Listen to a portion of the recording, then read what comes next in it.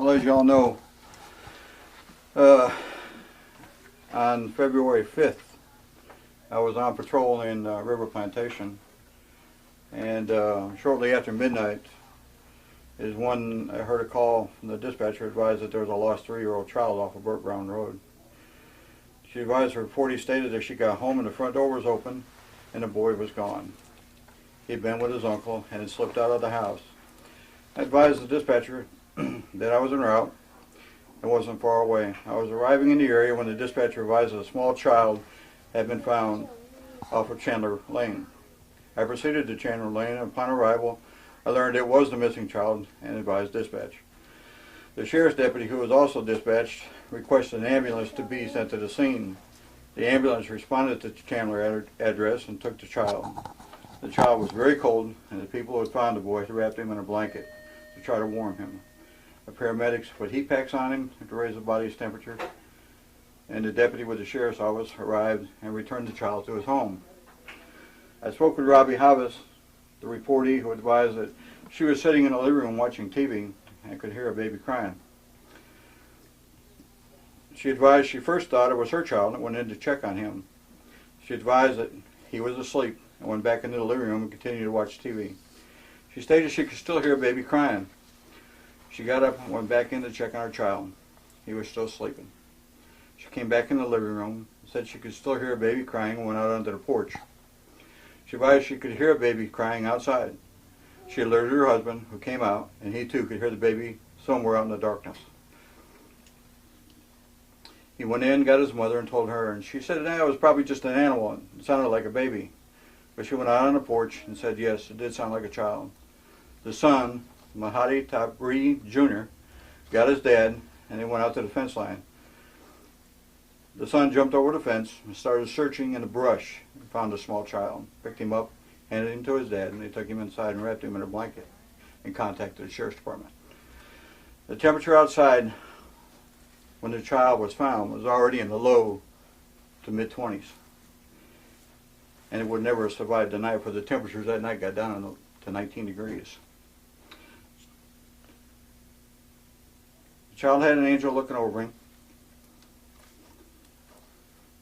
and called out to Robbie, Mahadi Jr. and Mahadi Sr., who saved this child's life. You know, there's a lot of people in the world that would have discounted the noise and that had gone out and checked or looked for its source. Who would have thought it was just an animal? Robbie told me that she was normally asleep and in bed at this time. However, for some reason, she could not sleep, and the child was probably the reason why.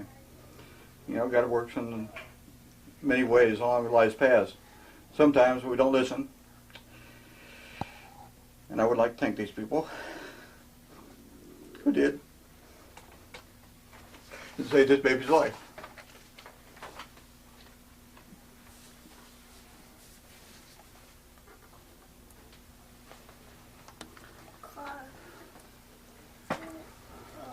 Thank you. My pleasure. My pleasure. Thank you. Thank you. I'd like to present this. It's a plaque to Robbie, Mahadi, and Mahadi Sr. for saving this baby's life. The plaque reads, Life-Saving Hero Award is presented to Robbie Havas, Mahadi Tabri, and Mahadi Tabri Sr. Shortly after midnight on the morning of February 5th, 2011, Robbie Havas heard a faint cry of a child in the darkness outside her home. She alerted her husband, Mahadi Tabri, and his father, Mahadi Tabri Sr. They set out to learn the origin of the cries. Mahadi Tabri Jr. began searching in the dark wooded area near the home and located a 3-year-old Johnny Riley Jr., who had been reported missing by his mother. The distraught child was rescued from the sub-freezing temperatures and given care and refuge from the elements by Mahadi Tabri, Mahadi Tabri Sr., and Robbie Havas. Investigation revealed the child had simply walked out of his home as a family member slept nearby. The child quickly became lost, probably disoriented, and exposed to the night air and sub-freezing temperatures. The child most certainly would have soon succumbed to hypothermia had not it been for the inquisitive, expeditious, and decisive actions of these fine citizens. I'd like to present this to you all. Thank you, sir. Gene, this obviously touched your heart very deeply. You know, just in the emotion that you were expressing here. Why is that?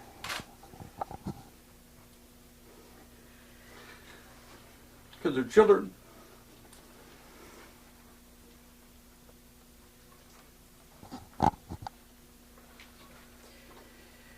Jeannie made a comment to me that I thought about a lot. The day after, you just said that a lot of people wouldn't get involved, and that was a really painful thing to hear because it's a life of a child. He's probably right, unfortunately, but you know, being a mom, I'm sure that was probably first instinct, really. Mm-hmm. So, and you know, what was your thought when y'all found this child? What went through your mind? Before we saw the child, we weren't really sure if somebody had intentionally left the child there, what kind of condition.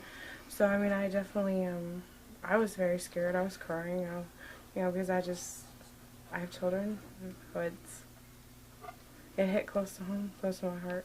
And usually you would have been asleep at that time, as Yes. Jean said. I mean, I guess you happened to be up. I could not sleep, and I had been up, you know, early the morning, that morning before, you know. So generally, we would all be asleep.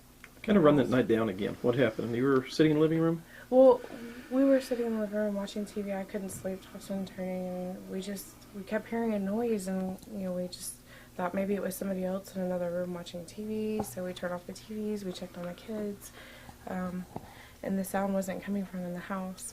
We went outside, and then that's when we heard the sound, and it was heartbreaking. You know, I immediately was overcome with adrenaline and very scared. We didn't know. Have y'all heard from his mom, uncle? We're just glad to know he's doing okay. We think about him a lot. You know, for this child to have walked the distance that he walked, which is probably somewhere between 300 and 400 yards from the house, us in law enforcement, you know, even with the number of people we could have called out, there's no telling how long it would have took us to find the child, or if we would have found the child.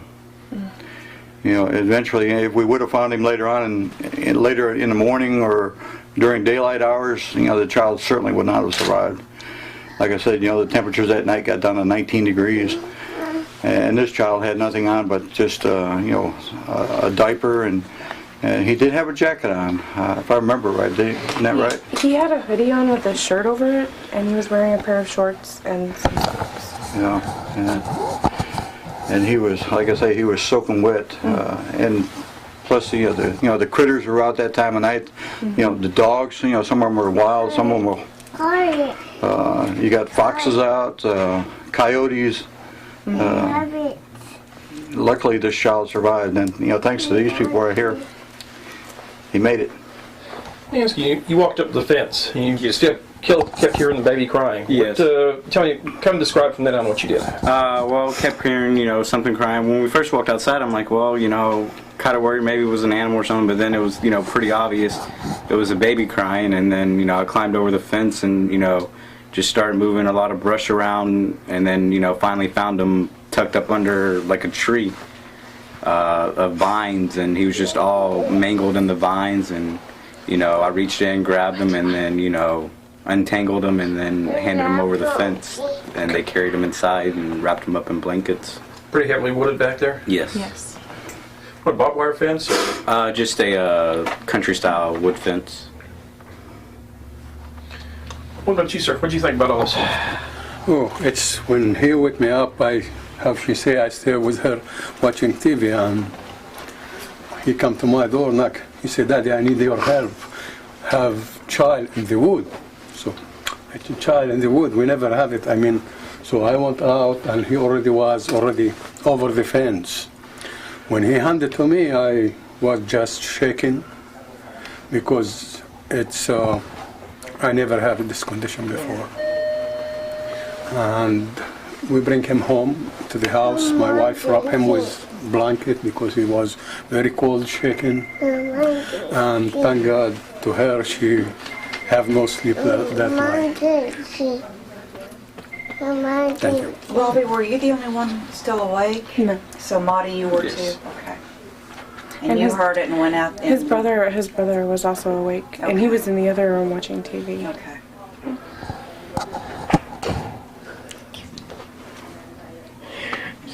Well, thank goodness.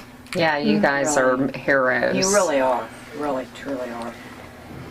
It's hard to say that about a lot of people, but I think it's very true in y'all's case. Well, we have kids and we have heart. We're glad he's okay. Yeah. I mean, what was running through your mind? I mean, you've got this baby in your hands. It's been up sub-freezing temperatures. Your child's nice warm bed asleep upstairs. What was running through your head at that point?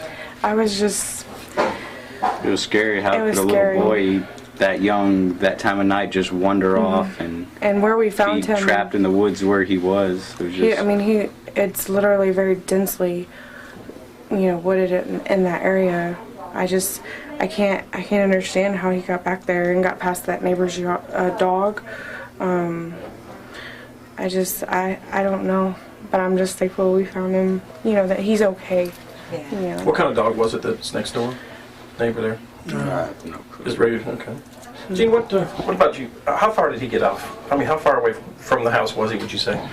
I would have to say at least 400 yards from the trailer where the trailer is, and how he walked from the trailer to the location where we found him.